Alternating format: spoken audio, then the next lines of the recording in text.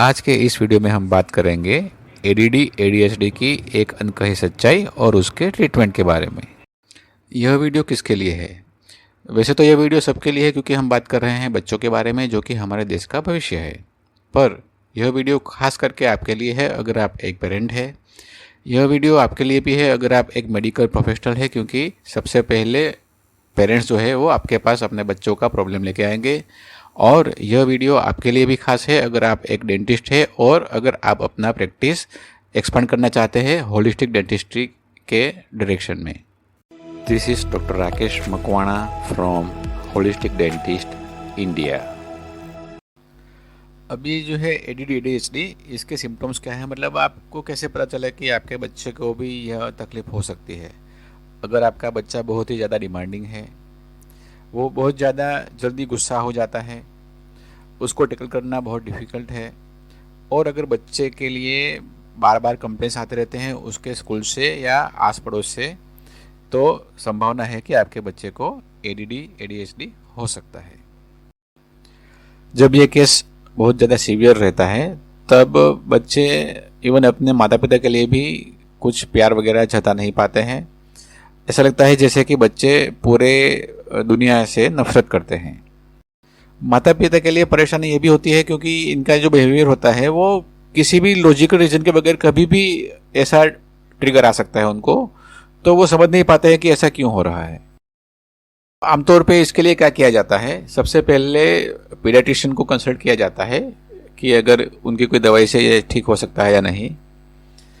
कुछ पेरेंट्स जो है वो एनरोल भी करते हैं किसी पेरेंटिंग वर्कशॉप के लिए।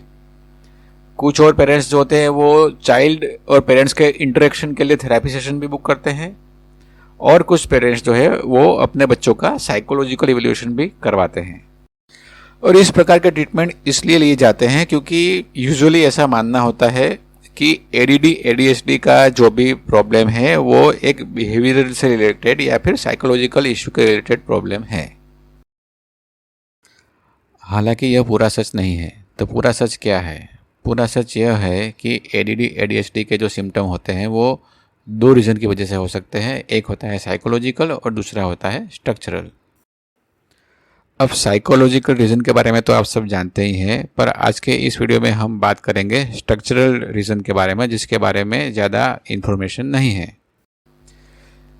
एक बिल्कुल कॉमन सेंस की बात करते हैं, और इस बात के बारे में हर माँ जानती है, चाहे वो पढ़ी लिखी हो या अनपढ़ हो, कि कोई भी बच्चा कब क्रैंकी होता है, कब इरिटेबल होता है, जब या तो उसको बहुत ज़्यादा भूख लगी है या उसको नींद आती है। इन दोनों परिस्थितियों में बच्चा हमेशा बहुत ज़्यादा इरिटेबल हो जाता है। तो अब इसका आपके बच्चे के एडीडी एडीएचडी के साथ क्या संबंध है? यह संबंध है कि अगर आपके बच्चे में ऐसे सिम्टम पाए जाते हैं तो एक प्रोबेबिलिटी ये भी है कि आपके बच्चे को स्लीप डिसऑर्डर्ड ब्रीदिंग का प्रॉब्लम हो सकता है। और यह जो स्लीप डिसऑर्डर्ड ब्रीदिंग का प्रॉब्लम है वो एक स्ट्रक्चरल प्रॉब्लम है। अब स्ट्रक्चरल प्रॉब्लम मतलब क्या? स्ट्रक्चरल प्रॉब्लम मतलब ये कि अगर आपके बच्चे के गले का साइज, उसकी जिभ के पीछे का जो गले का पार्ट है वो अगर छोटा है तो वहाँ से बच्चे को ऑक्सीजन कम मिल सकता है, और यह कम ऑक्सीजन मिलने की वजह से आपके बच्चे के ब्रेन को पूरा ऑक्सीजन नहीं मिल पाता है, और इसकी वजह से आपका बच्चा क्रैंकी हो सकता है। तो यह जो स्ट्रक्चरल प्रॉब्लम है वो एयरवे रिलेटेड प्रॉब्लम है। अब अगर आपके बच्चे को माउथ ब्रीदिंग का हैबिट है तो उसकी वजह से हो सकता है, या फिर अगर आपके बच्चे का नीचे का जो जबड़ा है वो छोटा हो गया है इवोल्यूशनरी चेंज की वजह से, तो उसकी वजह से भी ये एयरवे प्रॉब्लम हो सकता है। तो अब ये माउथ ब्रीदिंग में होता क्या है? माउथ ब्रीदिंग मतलब अगर आपका बच्चा कभी बैठा है या खेल रहा है तो अगर उसका मुंह खुला का खुला रहता है, या फिर सोते वक्त भी अगर उसका मुंह खुला रहता है, इसका मतलब ये है कि वो नाक की बजाय मुंह से ज़्यादा सांस ले रहा है, या फिर नाक के साथ भी वो मुंह से ज़्यादा सांस ले रहा है। तो अब माउथ ब्रीदिंग में प्रॉब्लम यह है कि अगर आपका बच्चा माउथ ब्रीदिंग करता है तो उसका टंग जो है वो नीचे की साइड पर रहेगा, जो जनरली होना चाहिए ऊपर की साइड तालवे के साथ चिपक के रहना चाहिए। जब तालवे के साथ टंग चिपक के रहता है तो टंग के प्रेशर से आपके बच्चे के जबड़े का ग्रोथ अच्छे से होता है। जब टंग नीचे आ जाता है माउथ ब्रीदिंग के लिए तो वो टंग का जो प्रेशर मिलना चाहिए वो नहीं मिलता है। उसकी वजह से ऊपर का और नीचे का दोनों के जड़बे का जो ग्रोथ होता है वो कम होता है, उसका साइज छोटा हो जाता है। अब कुल मिलाकर सिचुएशन यह है कि माउथ ब्रीदिंग की वजह से जबड़े का साइज़ छोटा हो गया है, पर टंग का साइज़ तो नॉर्मल ही रहता है। मतलब कि जो छोटा है और टंग नॉर्मल है, उसकी वजह से टंग को कम स्पेस मिलता है, तो टंग जो है वो पीछे की ओर डिस्प्लेस होता है। टंग पीछे की ओर डिस्प्लेस होता है तो वहाँ का जो एयरवे होता है उसका पैसेज छोटा हो जाता है, तो उसकी वजह से आपके बच्चे के ब्रेन तक कम ऑक्सीजन पहुँच पाता है। आइए अब एयरवे रिलेटेड जो दूसरा कॉज है उसके बारे में बात करते हैं, और यह है स्मॉलर जॉज। यह एक इवोल्यूशनरी चेंज है। इसका मतलब क्या है? इसका मतलब यह है कि पिछले 4-5 पीढ़ियों से ग्रेजुअली हमारे जॉ साइज़ छोटे हो रहे हैं। ऐसा क्यों हो रहा है? इसका एग्जांपल हमारे घर में ही है। आप देखेंगे तो हमारे जो पेरेंट्स थे उनका जो खान पान था वो हमसे ज़्यादा हार्ड था। उनके मुकाबले हमारे जो फूड है वो ज़्यादा सॉफ्ट है, और हमारे मुकाबले हमारे जो ये बच्चे हैं उनका जो फूड इंटेक है वो हमसे भी ज़्यादा सॉफ्ट है। तो इसी रीज़न से हमारा जो साइज़ छोटा हो रहा है। इसके आगे का जो सिनारियो है वो सेम ही है जैसे कि माउथ ब्रीथिंग के लिए था, कि अगर बच्चे का जो स्मॉल है और टंग नॉर्मल साइज़ का है तो टंग के लिए स्पेस कम है, तो टंग जो है वो पीछे की ओर खिसक जाएगा और उसकी वजह से कम ऑक्सीजन मिलेगा और आपके बच्चे के ब्रेन को भी कम ऑक्सीजन पहुंचता है। अगर आपके बच्चे का क्रैंकीनेस किसी स्ट्रक्चरल प्रॉब्लम की वजह से है तो गुड न्यूज़ यह है कि अभी उसका एक होलिस्टिक डेंटिस्ट्री के द्वारा इलाज इंडिया में भी पॉसिबल है।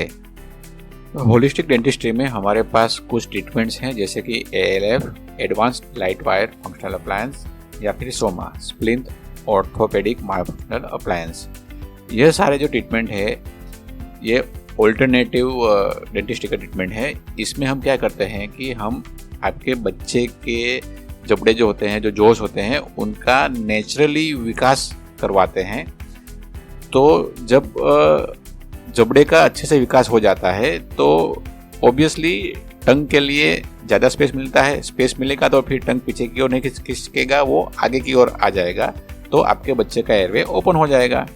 और एक बार जब बच्चे का एयरवे ओपन हो जाएगा तो उसको ऑक्सीजन मिलता रहेगा पूरे शरीर को और उसके ब्रेन को, तो उसकी वजह से जब उसका जो क्रैंकीनेस होता है वो चला जाता है। हर बच्चा जिसे ADD ADHD के जैसे सिम्टम है, हर बच्चा जो ज़्यादा स्लीपी है या हर बच्चा जो ज़्यादा क्रैंकी है, उसके एयरवे और जॉ ग्रोथ के लिए एक होलिस्टिक डेंटिस्ट के साथ आपको इवेल्युएशन करवाना चाहिए। एक होलिस्टिक डेंटिस्ट आपके बच्चे को ऑल्टरनेटिव ऑर्थोडोंटिक ट्रीटमेंट दे सकता है जो कि फिर से आपके घर में सुख और शांति ला सकता है।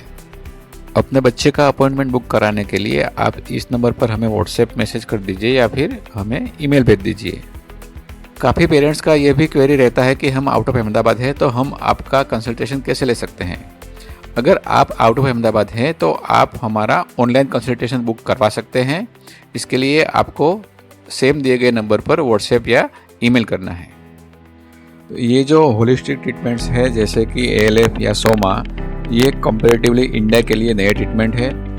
इन टॉपिक के बारे में आपको नेट के ऊपर ज़्यादा जानकारी नहीं मिलेगी, और हमारा यह प्रयास है कि ऐसी और भी जानकारी आपको मिलती रहे। तो फ्यूचर में भी हम ऐसे वीडियो बनाते रहेंगे।